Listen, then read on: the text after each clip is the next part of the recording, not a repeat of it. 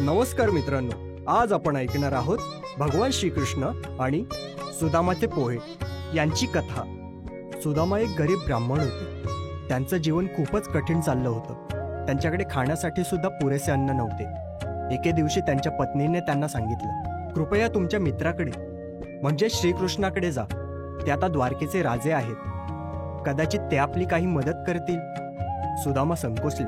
त्यांना मित्राला तर भेटायचं होतं, पण काही मदत मागायची नव्हती। पण पत्नीच्या आग्रहामुळे त्यांनी जायचं ठरवलं, पण फक्त भेटायला।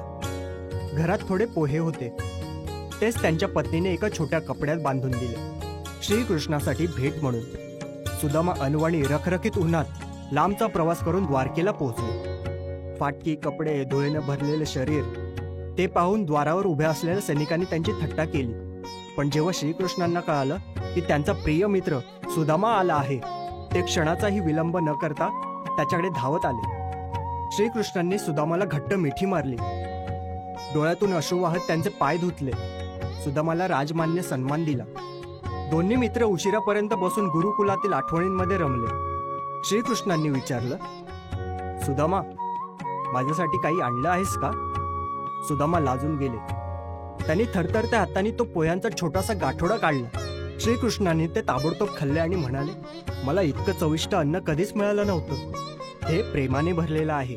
दुसऱ्या दिवशी सुदामा शांतपणे आपल्या गावी परतले। त्यांनी श्रीकृष्णाकडे काहीही मागितलं नाही, पण जेव्हा ते आपल्या गावात पोहोचले, ते आश्चर्यचकित झाले। त्यांच्या झोपडीच्या जागी एक सुंदर राजवाडा उभा होता। त्यांची पत्नी आणि मुले सुंदर वस्त्रात होती। आता ते गरीब राहिले नव्हते। श्रीकृष्णांनी काहीही न सांगता सर्व काही दिलं। असंच मनातलं ओळखणाऱ्या, संकटात साथ देणाऱ्या मैत्रीला जपा। आणि ही गोष्ट आवडली असेल तर लाईक करा, शेअर करा आणि सबस्क्राईब करायला विसरू नका। तुमचं प्रेम आणि तुमच्या पाठिंब्यामुळेच आम्ही पुढे जात आहोत।